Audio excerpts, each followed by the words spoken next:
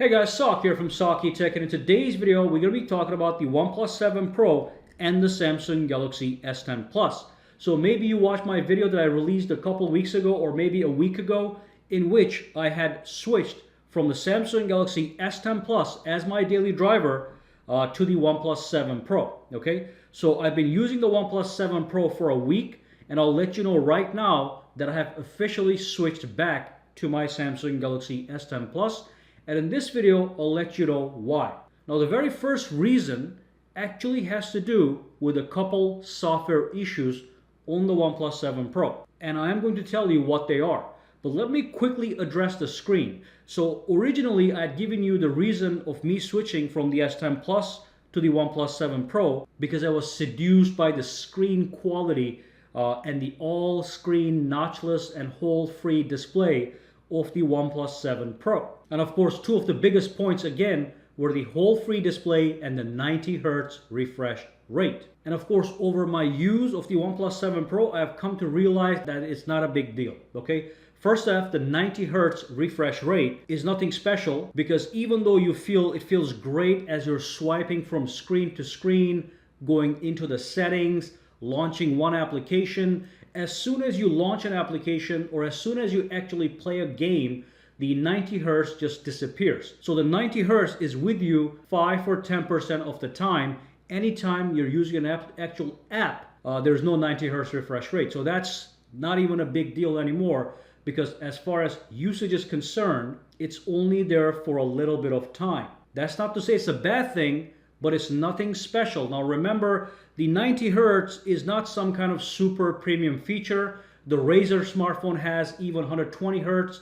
The Nubia Red Magic 3, the gaming phone that was recently released for $450, has 90 Hz refresh rate. So this is not a premium thing. It is found, this feature can be found on cheaper budget smartphones like the Nubia Red Magic 3. And when you use 90 Hz and 60 Hz side by side, you'll notice the difference. But if you use it for one day, let's say you use 90 Hz for one day, and then you went to 60 Hz the next day, honestly, you don't even remember about the 90 Hz. It is not some kind of magical feature that makes everything better, especially because of its limited use in your smartphone. So that's the 90 Hz, not a big deal, at least for me, all right? Other thing was the all-screen display, no hole, no notch. And again, if you look at my history, I don't like the notches, but I don't have a problem with the punch hole displays that much. But I do prefer an all-screen display over anything else, which is just common sense. I think anybody would actually prefer an all-screen display. But the thing is, just having an all-screen display on the OnePlus 7 Pro doesn't make the Samsung Galaxy S10 Plus the less premium smartphone. This is a real flagship, a real premium smartphone. This is a semi-flagship smartphone.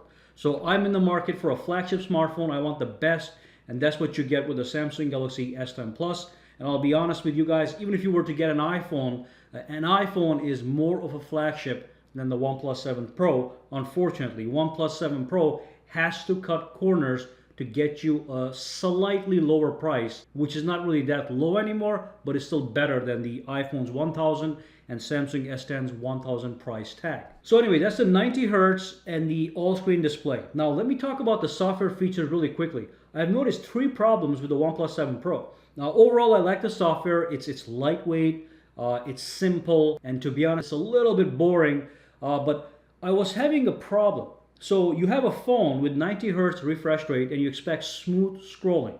And if you look at this video I'm projecting onto the screen, you'll notice that there's actually lag as I'm switching from one home screen to the other. So when I swipe left, right, there is a lag. And this thing doesn't happen all the time, but every now and then it happens for no reason. So when I pull up the app drawer, it's smooth. When I pull down the notifications panel, it's smooth. But when I go from side to side, there is a lag, and you can see that on the video. This video is being recorded at 60 frames per second, so even that is catching the stutter as I'm going from side to side on the screen. So that's something that's been happening on the OnePlus 7 Pro, maybe 10% of my use. Now the other problem that I'm having is the ghost touch issue. So I cannot replicate that at all times. It happens again randomly, but as I'm scrolling on a website, for some reason my notification panel just comes down. automatically, okay? And that again happened to me maybe 5 to 10% of my use. It just happens randomly. First you think you did something, and then you realize, oh wait, it's happening by itself. So that's a problem, and again, that probably can be fixed with a software patch and whatnot, but that's one thing that I noticed as well.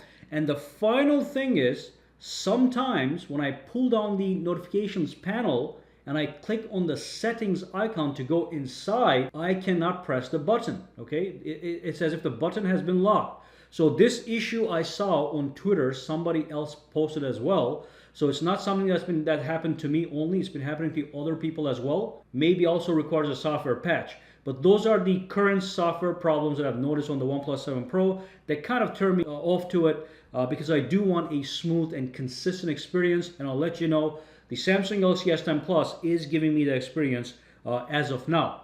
Now, one more thing I wanted to talk about the screen quality, the display quality. I will let you guys know, let me just fix something here. The absolute screen quality on the Samsung Galaxy S10 Plus is actually better than the OnePlus 7 Pro.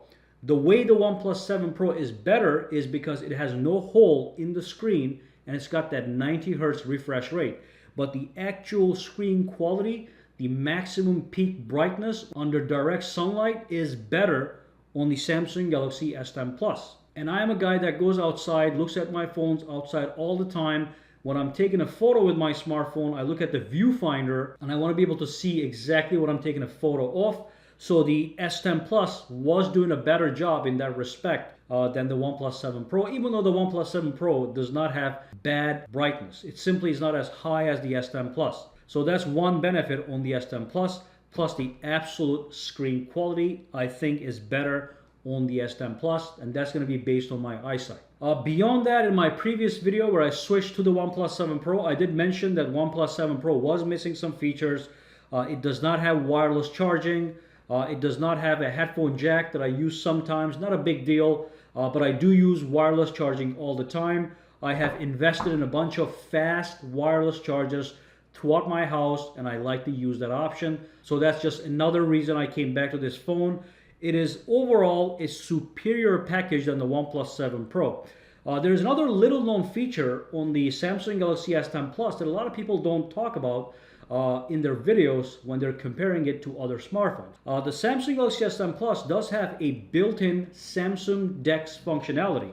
And this functionality allows you to convert this smartphone into a PC. So you buy one cable, you connect one end of the cable to the USB port, and the other end of the cable to any one of these monitors you see in the back or a TV, any monitor or TV that has an HDMI in port, and it converts the phone into an actual computer. You can use a mouse, you can use a keyboard, you can use the screen of this phone as a trackpad.